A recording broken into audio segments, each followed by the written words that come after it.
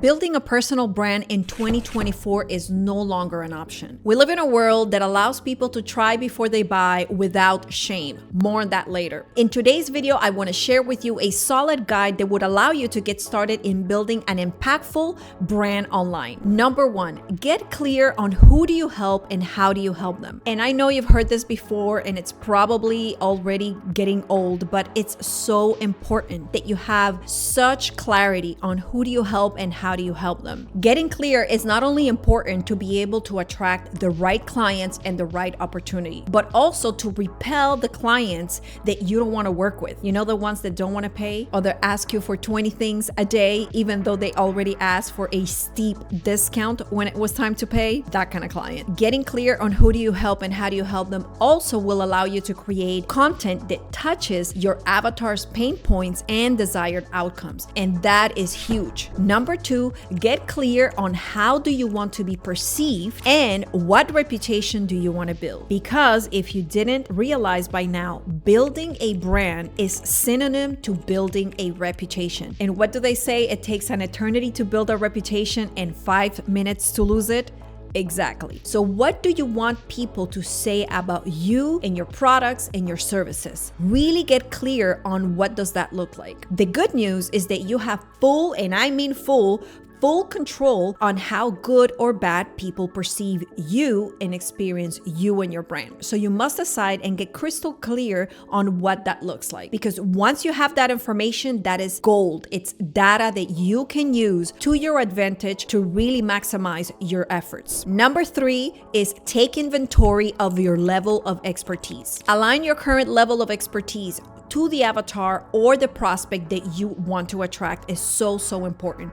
Get clear on what your unfair advantages, aka your X factor, more on that later, is, and remember that you can use that as leverage to maximize your growth. So what do I mean aligning your level of expertise with your avatars or your prospects? Sometimes we could be just at the beginning of our journey and you cannot expect that you're going to be servicing a Fortune 500 company or Coca-Cola or McDonald's as a corporation. You're just getting started. Your level of expertise may not be at the size or the level that they need in terms of like help. They will for sure need someone who's a lot more experienced. The same works vice versa. If you are quite experienced in your endeavor or in what you do, then potentially working with somebody who is just getting started is not the best fit. Can you help them? Of course you can help them. The reality is that the person you can best serve is someone who may potentially, given the fact that you're quite an expert at what you do, a person who's a little bit further along in their journey, who's already started, who's already learned some lessons, who already has a little bit of something going on, would be a person who would benefit greatly versus someone who is starting and they don't even have clarity on what they want to do. So aligning your expertise with who you're serving is very important. I would say you want to be at least 30 to 60% ahead of the person that you're serving or the avatar that you're looking to reach. Number four, set a schedule for content creation and promoting. Long gone are the days where you buy 10,000 flyers or 20,000 flyers and you just sit and wait for the phone to ring and customers just pour in. That is just not a reality anymore. Everything happens online today. And I know that Facebook ads have replaced that feeling of flyers where you invest a little bit of money and then you get a return. But, and this is a big but, is crucial that you build a clean brand online before wasting your hard-earned money in ads. Why do I say that? Because imagine somebody advertising a restaurant that is going to open up in town and there's ads everywhere. Everything looks amazing. You show up, you open the door, there's no chairs, the walls are run down, there's no tables, there's no nothing. There's no utensils, there's not even employees, like everything is run down or everything seems unfinished. It kind of got started, but not really. So you don't want to be that kind of brand. I'm sure that if you are putting all of this effort in building building your business, you want the best possible outcome. We have to audit our brand and see what is already online that could potentially give the wrong message. Since you did the first 3 steps and you already got clarity on who you want to be, how do you want people to perceive you, then let's go and clean up everything that goes against that message. Any barbecue photos of 3 years ago, drunk at cousin Susie's, like all that's gotta go. Unfortunately, in today's day and age, there is such thing as people being able to just snoop around and finding things that you may not want them to find. So now it's time to make some decisions. Where are you going to create content? And I really mean where. Are you going to be in a studio? Are you going to have an actual office where you're going to set up your little battle station where you're going to be recording your videos? Are you going to just do it on the go with your phone? Like, really decide how do you want to create at the stage of your life where you are right now. And if you are able to invest a little bit of money in order for you to create systems and setups that make things easy on you. I also mean, where are you going to create? Are we going to use every single platform? I highly suggest you don't do that. It's very overwhelming and truly not necessary. I would say 3 platforms tops. My favorites are YouTube, Instagram, and LinkedIn. Those are the highest ROIs platforms. Obviously, we got TikTok, which is, if you have the bandwidth, you can add it, but I don't think it's 100% necessary. And obviously we have Facebook. Everybody has a Facebook page. So if you already have it, then whatever you post on LinkedIn, it can definitely go on Facebook, and it could be programmed in your software in order to be posted automatically, and you don't even have to touch it. The next question we got to ask, are you going to be publishing daily, weekly, monthly? What does that look like for you? The closer you get to posting daily, the faster you grow. However, here's another big but. You have to make sure that you create a system that avoids at all costs burnout. And having a system that works and serves you at the highest level is extremely important. A system and a schedule that serves you at the highest level. You don't want to find yourself in a position where you now are adding a second job to your business, and now you have a plate full of activities and tasks that you need to do, and here we go, having another large task added. And having strategic system will allow you to have a flawless brand building strategy without feeling the burden and the burnout of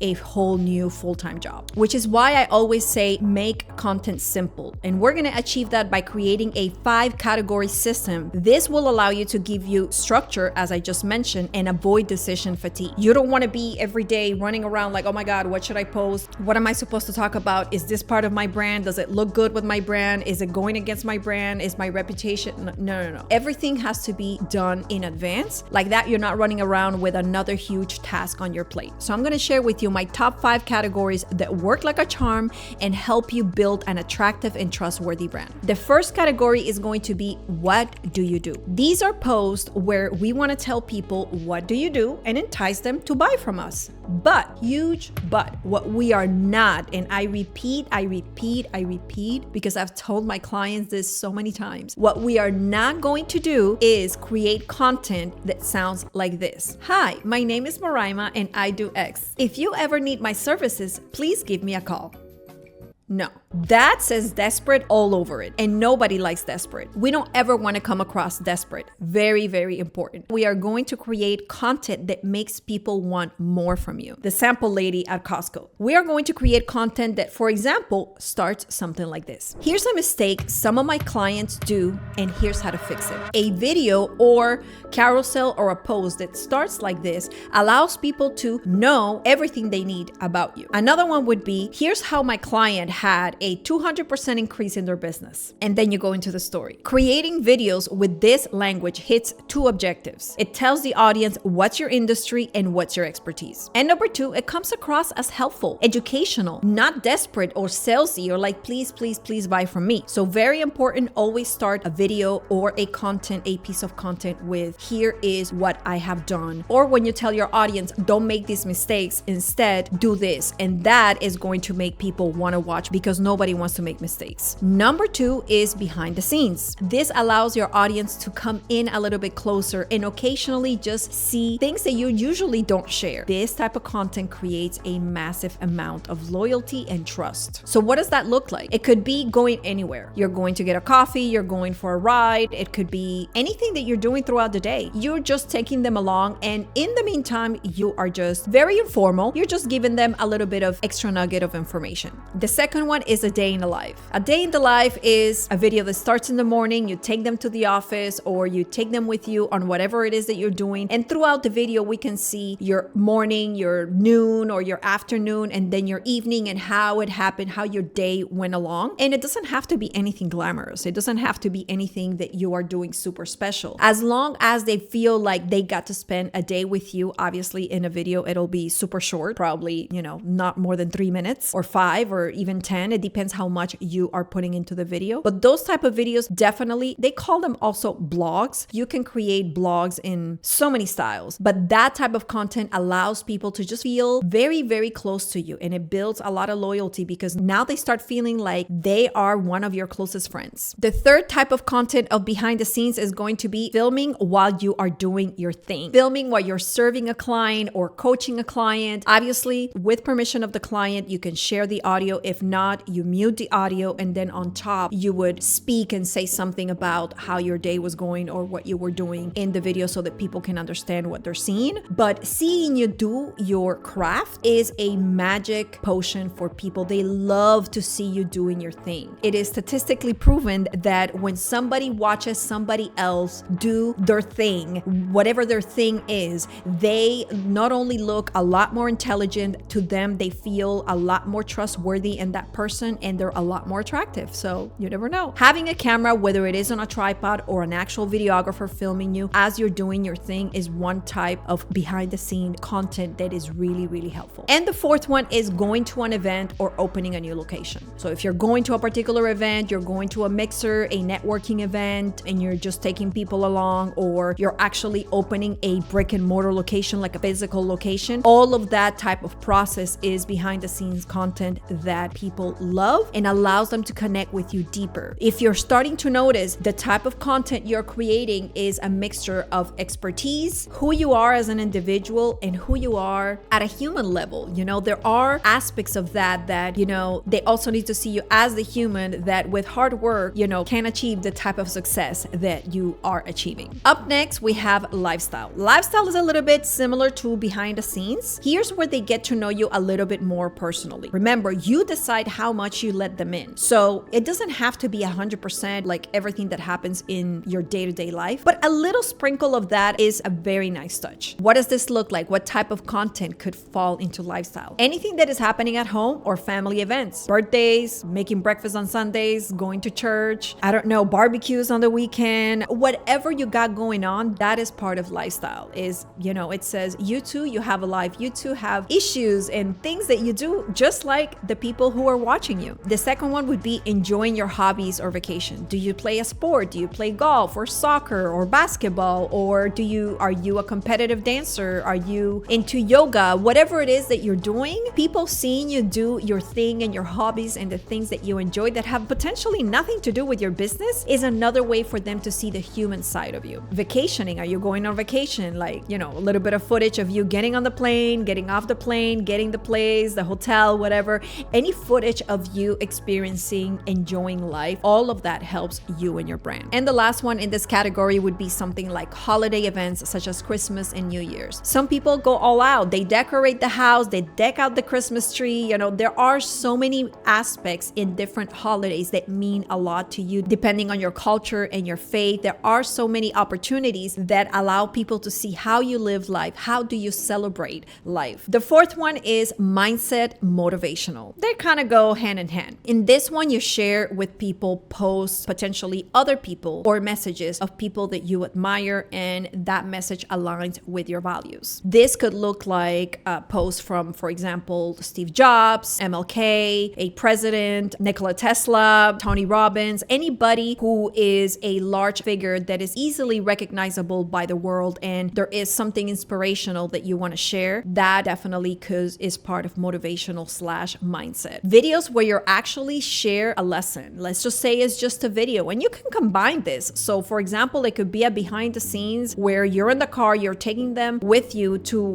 run an errand, and then you slap in a motivational aspect where you share a lesson that you've learned in life, how it impacted you, something in your journey that whether it was positive or negative, or a very dark time in your life and how you were able to get out. A lot of people need that motivation because everything is not going to be sunshine and rainbows all the time. And the last one in this category that I would suggest would be any faith-based messages. So anything spiritual, or if you have a particular faith that is beautiful, that helps people. These are the feel-good posts. These are the warming the heart posts. And all of that is part of your brand because it says a lot about who you are and how kind you are as an individual. And the fifth one is going to be authority posts. Now, this is your time to shine. These are your braggy posts. This is where you're actually showcase all of your success, but always make sure that you accompany these type of posts with displaying humble gratitude for achieving that kind of success and tips to others on how they too can achieve that kind of success, so that you don't get a lot of negative trolls online letting you know like, oh, you think you're all that. No, actually, you also have to show what's possible for other people. And by showcasing your highlights, your top, shinest, brightest moments is going to definitely inspire other people as well.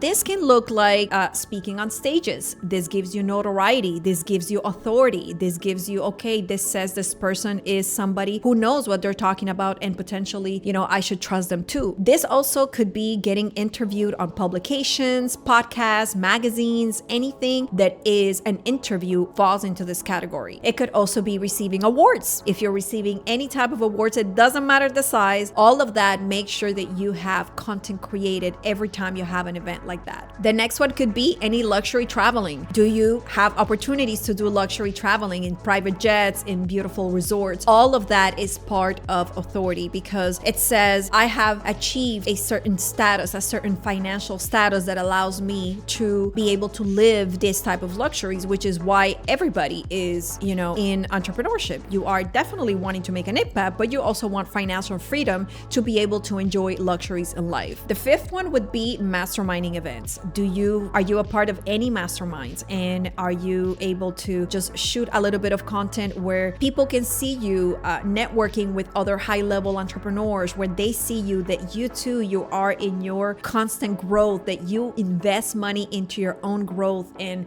you have coaches and masterminds, and you have a larger network that is more than just you. That definitely is a good authority post. And the last one is a little bit similar to number 3, and this one is gala events. When you go to gala events, you're not always necessarily receiving an award. It could be just nonprofit organization gala that you're attending, or just any event where it could be a black tie event, or for whatever reason you are attending. All of that is good footage that allows people to see you at red carpets, allows people to see you at events that are just important. It's filler in the content that allows people to see you are always in an opportunity or in an event that says, you are important. And there's no shame in sharing those type of posts. We've already poured so much into your platforms. You've already given so much. For them to see you shine is also extremely important. So these were some of my best tips in getting you started on building a brand online that attracts paying clients. Let me know in the comments below if you resonate with any of them. Let's get the conversation started. Have you tried any of these tips? Have they worked for you? I would love to know. So until the very next time, bye-bye.